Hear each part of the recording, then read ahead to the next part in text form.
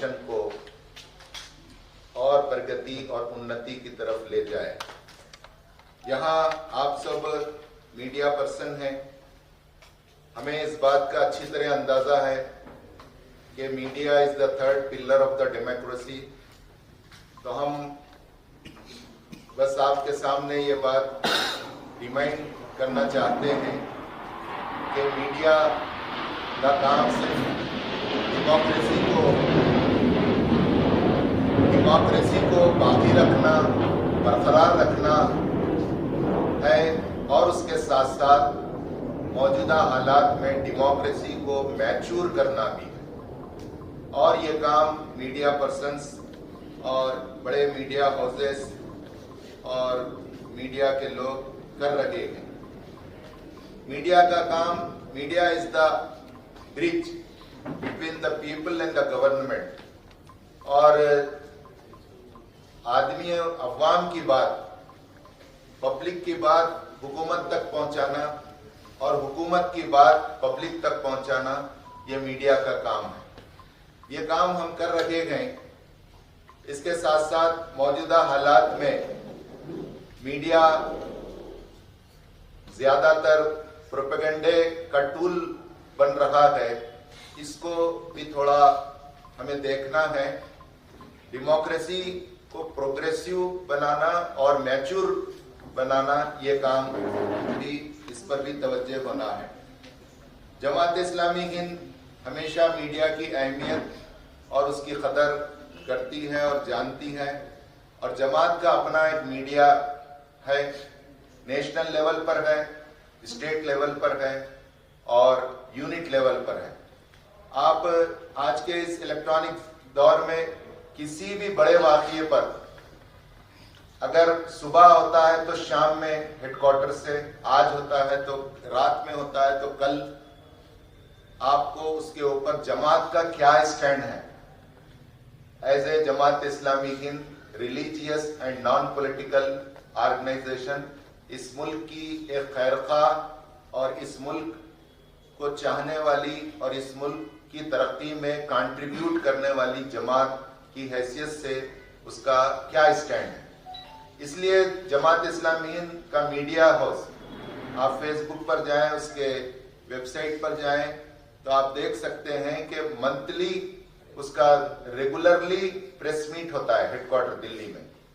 आप किसी भी इशू पर डिटेल में आप जाकर देख सकते हैं और कन्नड़ा में भी उसका आप JIH कर्नाटका पर देख सकते हैं। मैं अपनी बात बिल्कुल शॉर्ट में आपके सामने जो जमात गुजारिश, रिकमेंड, आपसे अपील करना चाहती है, वो 3 बातें हैं। मीडिया वो काम करे जिसके जरिए मुल्क में डेमोक्रेसी स्ट्रांग हो। डेमोक्रेसी किस तरह लड़खड़ा रही है, कॉन्स्टिट्यूशन को क्या चैलेंजेस दरपेश हैं, अदलो इंसाफ और जस्टिस यहाँ किस हद तक कायम है, ये मेरे से ज्यादा आप अच्छी तरह जानते हैं। तो इसको किस किस लेवल पर और किस किस एस्पेक्ट से और किस किस कार्नर से ये वीक हो रहा है, हम उसको डेमोक्रेटिक वे में स्ट्रांग करें।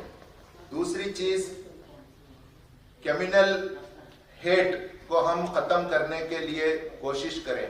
आपका बड़ा रोल है, आपके कामों का बड़ा असर है और ये जितना आप काम कर रहे हैं कम्युनल हेट को कम करने का, आप देख रहे हैं कम्युनल हेट को बढ़ाकर लोग अपने पॉलिटिकल एडवांटेज ले रहे हैं। तो हम इसको कैसे कम कर सकते हैं, उस पर भी हम सोचें। तीसरी आपसे अपील हमारी ये है कि पॉलिटिक्स ऑफ हेट को भी खत्म करने के लिए हम बोलें, लिखें और इस पर भी हम काम करें।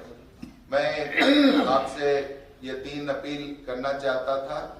बाकी के बाद Jamaat as a religious and non political organisation ये अपने 3 बेसिकली मैसेज रखती है।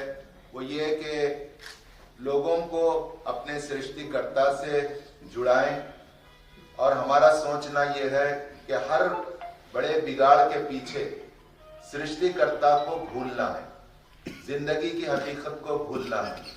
अपने और पैदा करने वाले के रिलेशन को भूल जाना है। मरने के बाद जवाबदेही के एहसास को खत्म कर देना है और गॉड फियरिंग न होने की वजह से ये सब हो रहा है। तो जमात चाहती है कि ईश्वर से, अपने खालिक से, मालिक से तारुफ कराए, जाने पहचाने और लोग उसके इच्छा के अनुसार जीवन गुजारे। दूसरा इसका संदेश ये है कि इंसानों की रेस्पेक्ट हो। ये हमारा सोचना है कि ये पूरा जगत और इंक्लूडिंग हमारा मुल्क सब असल, इसमें सबसे बड़ी चीज अगर कोई है, ईश्वर की सबसे बेहतरीन प्रोडक्ट अगर कोई है तो वह इंसान है, मानव है और ह्यूमन इंसान है। ये इंसान के लिए पूरी दुनिया बनाई गई, सजाई गई और उसकी जरूरतों की तकमील के लिए ये सब है, उसकी खिदमत सब कर रखेगी। तो इंसान की रेस्पेक्ट आज किस लेवल पर है, कितनी गिरा दी गई है। खुद ईश्वर कहता है वलक़द कर्रमना बनी आदम, मैंने आदम को, आदमी को बनाया और मैंने इसकी इज्जत की, इसका एहतराम किया, इसका रेस्पेक्ट किया। जब ईश्वर कहता है कि मैंने इसका रेस्पेक्ट किया तो हम आपस में इसका रेस्पेक्ट कितना करना चाहिए। फिर इसके रेस्पेक्ट में आता है इसकी खिदमत करें, आपस में मेल मिलाप बढ़ाएं, मोहब्बत करें, एक इसने अच्छा सिस्टम दें। फिर तीसरी चीज है अदल इंसाफ को कायम करने के लिए कोशिश करें।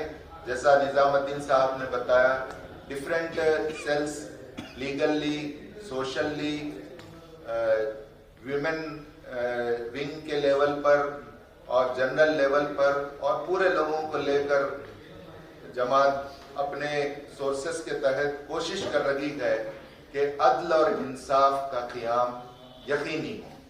ये बेसिकली 3 कामों के लिए जमात पूरे मुल्क में अपना एक बड़ा नेटवर्क रखती है और काम कर रही है।